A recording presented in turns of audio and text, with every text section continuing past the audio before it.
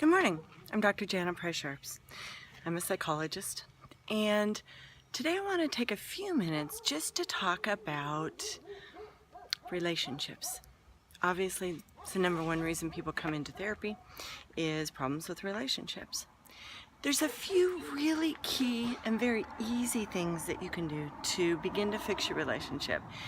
It could be a relationship with a spouse, it could be a relationship with a significant other, it could be a relationship with one of your children or a friend or even a coworker.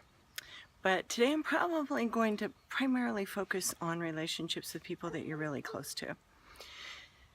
So this is going to sound very simple, and it's not meant to be kind of a pat answer, but probably the first thing that you can do is just be nice. So often people will treat their loved one in a way that they would never treat a stranger. They'll say things to that person that they would never say to somebody that they're just an acquaintance to. So really thinking about how you're phrasing things to your family or to the person you love.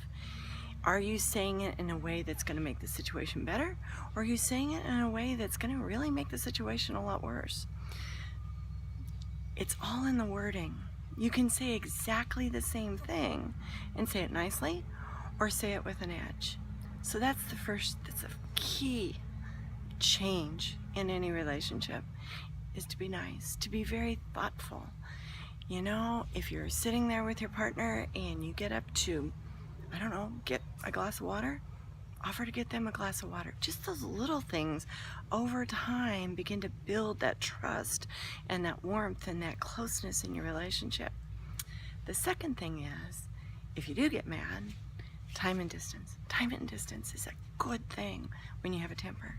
So if you're mad, be quiet, remove yourself from the situation, tell them, give them advance notice when you're not mad, that this is what I'm going to start doing, especially if you have a temper, especially if you're the kind of person that stuff starts coming out of your mouth that you can't take back, that person may remember for 20 years, that comes up in every fight.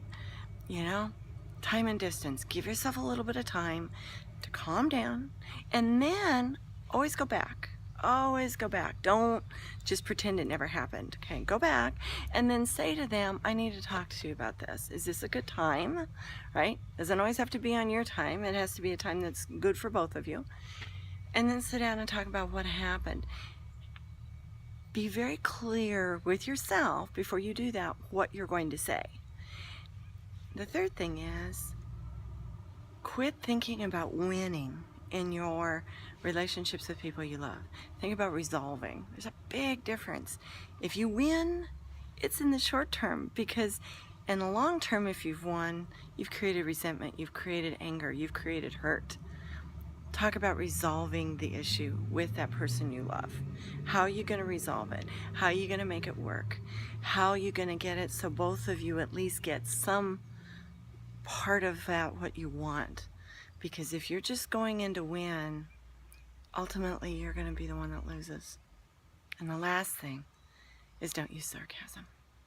There's a researcher who does nothing but research marriages. He's very good, and he's published a lot of books on marriage. His name's Gottman, and one of the things he says, and I've always remembered this, is how very, very, very bad sarcasm is for an intimate relationship.